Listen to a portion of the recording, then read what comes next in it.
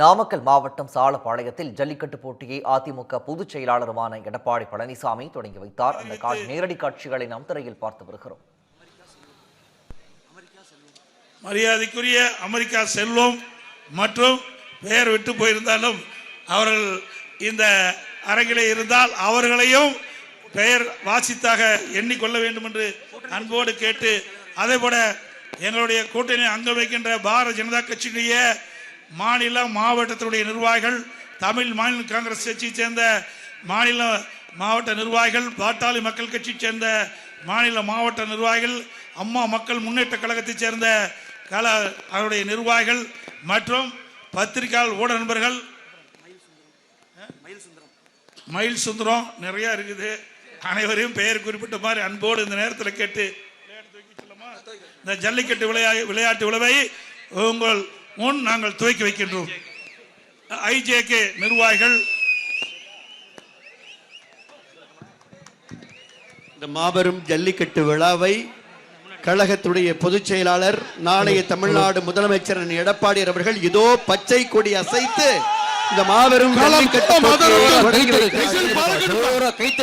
வீரத்தின் விளைநிலமாம் இந்த நாமக்கல்னுடைய மண்ணிலே பச்சை கொடி அசைத்து அண்ணன் எடப்பாடி அவர்கள் இதோ ஜல்லிக்கட்டை தொடங்கி வைக்கிறார்கள்.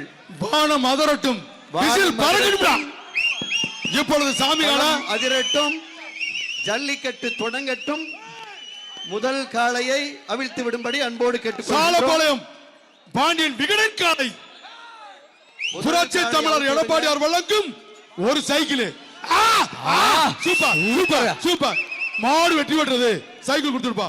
மாண்புமிகு எடப்பாடியார் அண்ணன் வழங்க ஒரு சைக்கிள் பா. நாமக்கல் மாவட்டம் மாவீரன் மாடுபிடி வீரர் ஆரம் சாலப்பாளையம் கரிணி மாடியா நினைவு பரிசாக. இது தொடர்பான மேலதிக விவரங்களை எமது செய்தியாளர் முகேஷ் வழங்க கேட்கலாம். முகேஷ், விவரங்கள்.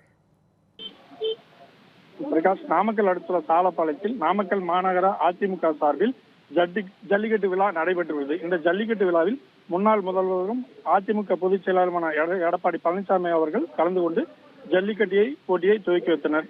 மேலும் ஜல்லிக்கட்டு வீரர்களிடையே பேசுகையில், ஜல்லிக்கட்டு போட்டியில் பங்கு பெறும் வீரர்கள் உயிரிழந்தால் 10 லட்சம் இழப்பீடு வழங்கப்படும். அதேபோல் மாடுபிடி வீரர்களுக்கும் ஜல்லி மாடுகளுக்கும் அரசு சார்பில் வரப்படும் என தெரிவித்தார். மேலும் இந்த போட்டியில் முன்னாள் அமைச்சர்கள் தங்கமணி, சரோஜா, விஜயபாஸ்கர் உள்ளிட்டோர் கலந்து கொண்டனர். இந்த ஜல்லிக்கட்டு நாமக்கல், சேலம், கரூர், திருச்சி, மதுரை உள்ளிட்ட பல்வேறு பகுதிகளைச் சேர்ந்த சுமார் 800க்கும் மேற்பட்ட காளைகளும் 600க்கும் மேற்பட்ட மாடுபிடி வீரர்களும் கலந்து கொண்டனர். சுழற்சி முறையில் வீரர்கள் அனுமதிக்கப்பட்டு விறுவிறுப்பாக இந்த ஜல்லிக்கட்டு போட்டியானது நடைபெற்று வருகிறது. வெற்றி பெற்ற காளைகளுக்கும் மாடுபிடி வீரர்களுக்கும் தங்க காசு, சைக்கிள் மற்றும் வெள்ளி காசு, பாத்திரங்கள் உள்ளிட்ட பரிசு பொருட்கள் வழங்கப்பட்டு வருகிறது. மேலும் மருத்துவ குழு மற்றும் கால்நடை பராமரிப்பு துறையினும் தயார் நிலையில் உள்ளனர். இந்த ஜல்லிக்கட்டுக்கான நாமக்கல் சுற்றுவட்டார பகுதிகளைச் சேர்ந்த ஏராளமான பொதுமக்கள் கலந்து கொண்டனர். விவரங்களை வழங்கியமைக்கு நன்றி முகேஷ். மாடு வெற்றி பெற்றது.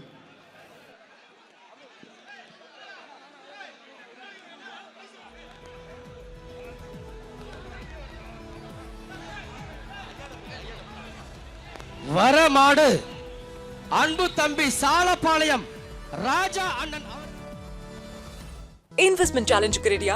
ஒரு பவுண்ட் தங்கம் 30,000க்கு கிடைக்குமா? மியூச்சுவல் ஃபண்ட்ல 30% லாபம் வருமா? ஷேர் மார்க்கெட்ல 60% லாபம் உறுதியா? இல்ல பேங்க் பிக்ஸ்ட் டெபாசிட்ல 30% லாபமா கிடைக்குமா?